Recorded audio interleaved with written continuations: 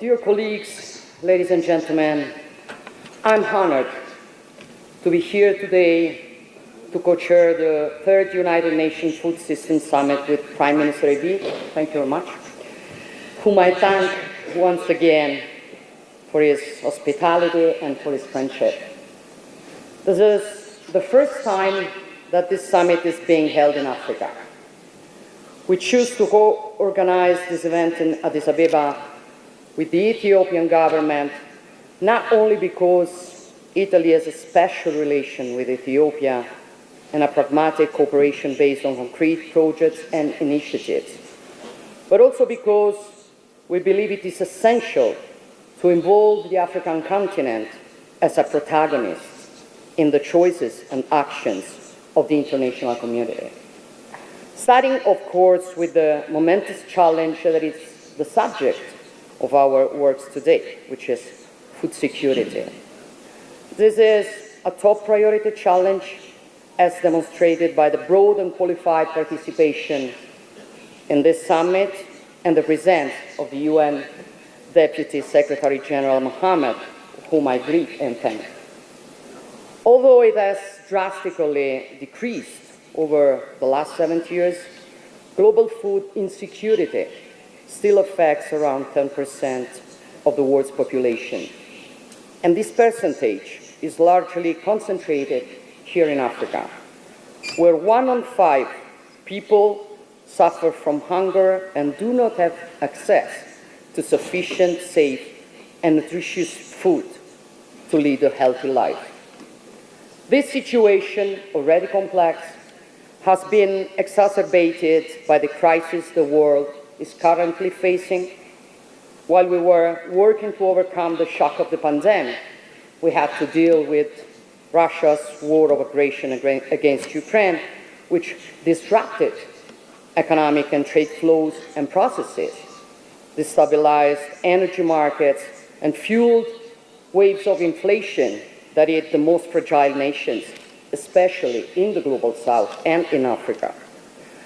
And we know very well that when people do not have access to sufficient food or lose the means to produce it, the consequences can be catastrophic. Poverty worsens, conflicts intensify, and communities become more vulnerable to violence, terrorism, or forced migration. Food insecurity is therefore, in its every aspect, a political issue, but not only. It is also, and above all, an economic issue. We would be making a serious mistake if we limited ourselves to looking at food systems through the face of poverty, suffering, and hunger. Food systems are an engine of growth and development, both for the most fragile nations and for those that are economically more solid. At the heart of our action, there must therefore be the development for the communities where we choose to focus our efforts on. And it is not enough to help those communities to produce the food needed to feed the population, but it is also necessary for that food to be marketed, to have access to markets with solid and resilient production and distribution chains. This is the only way we can enable a community to prosper with the resources it possesses, generating employment and stable, lasting growth. This is Italy's point of view, and it is the red line that links the initiatives and projects of the Mattei Plan for Africa, starting, of course, with the agri-food sector, an area in which Italy can boast unique know-how that combines tradition and innovation. We have made this heritage available for our African partners, and together with them we build public-private partnerships that attract investments and guarantee concrete results. We are successfully testing this in Algeria, where we are working to reclaim over 36,000 hectares of desert to produce up to 45,000 tons of additional cereals and legumes per year, creating 6,000 jobs and generating benefits for over 600,000 people. This endeavor is also underway in Senegal, Ghana, and Congo, and aims to soon involve Côte d'Ivoire and President Ruto Kenya.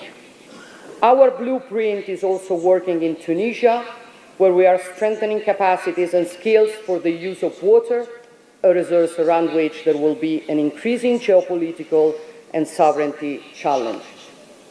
But we have chosen to apply this vision to other projects as well, such as the one developed together with the European Union's Global Gateway, which combines European financial resources and private capital to support the development of coffee production chains in various African nations. And then there is, of course, the centrality of the technical and scientific training, which is crucial to make a difference and must be integrated into a supply chain approach from seed to production to product distribution. In this context, just a few days ago, we signed an agreement for the establishment of a professional agricultural training center in Algeria, which will serve as a reference point for the Sahel and the whole of Africa. Our goal, we have stated this on many occasions, is not to create dependency, but to support self-reliance. This goal also involves what we usually refer to as food sovereignty, the right of people to shape its own production model based on their identity. Food sovereignty means not going along with the standardization of food production, which lowers quality and concentrates wealth, but instead investing in promoting local, high-quality products. Small and medium-sized farmers and their families are the backbone of agricultural and environmental systems. They are the primary guardians of the land and must be given the means to live with dignity and with a fair recognition of their work. And this is why Italy, with its network of institutions, businesses, and protection consortia, is ready to do its part to promote the export of African geographical indication to European and global markets by building promotion and distribution networks. So, dear Deputy Secretary Mohammed, dear Prime Minister Abiy, colleagues, Cicero, one of the most important philosophers of ancient Rome, said that of all the arts from which some profit is gained, none is better than agriculture, none more profitable, none sweeter, none more worthy of a man and of a free man. Thousands of years later, this teaching is still valid and shows us the way forward. Food is a right, a cultural expression, the pillar of a nation's identity and sovereignty. But it is also the first step towards being truly free, independent, and masters of our own destiny. I thank you.